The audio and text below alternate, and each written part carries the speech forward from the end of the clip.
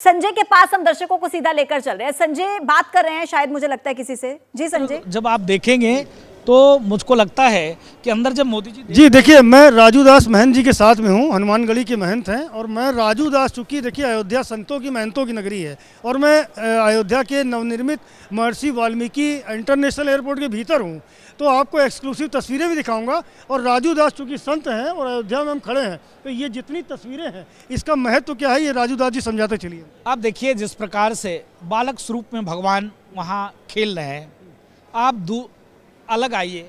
जिस प्रकार से राक्षसों के संहार करने के लिए महर्षि ने उनको तारका वन को ले जाने का प्रयास किया है। विश्वामित्र जी हैं ये, विश्वामित्र जी। उसके बाद इधर चले आइए।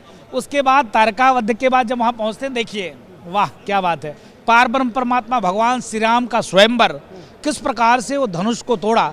उसके बाद यहाँ आज ये देखिए स्वयंवर होता हुआ। इसके अलावा देखिए स्वयंवर के बाद आप समझिए केवट राज से निहोरा करते हुए, वाह परमात्मा। उसके बाद देखिए माँ जगत जननी जगदम्बा का हरण।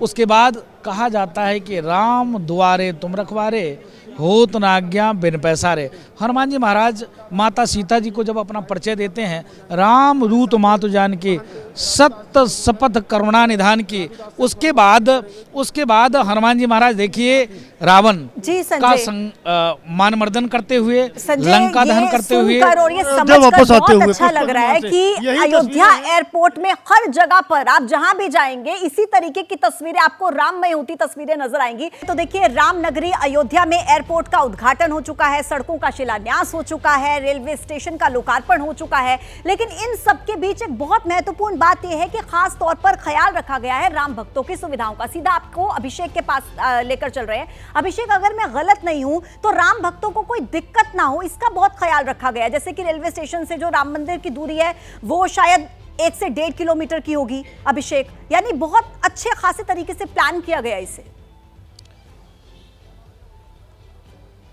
पूजा आप एकदम गलत नहीं है और किसकी मजाल जो गलत बोल दे। आपको इस तथ्य पर जो आप बयां कर रही हैं वो एकदम सटीक है।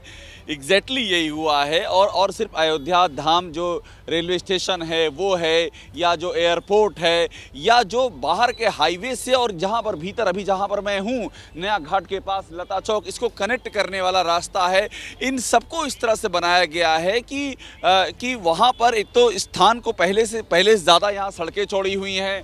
रास्ते में जो आप यहीं से मैं आपको दिखा रहा हूँ, ये जो सौर लाइट्स आप देख रही हैं, पूरे रास्ते में इस तरह की सौर लाइट्स लगाई गई हैं।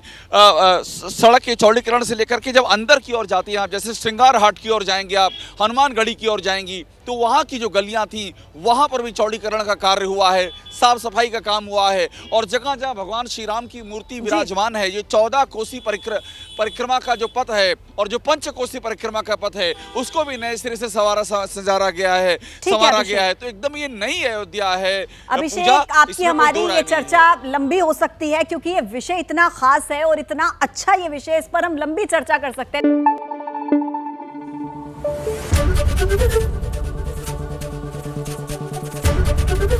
एबीपी न्यूज आपको रखे आगे।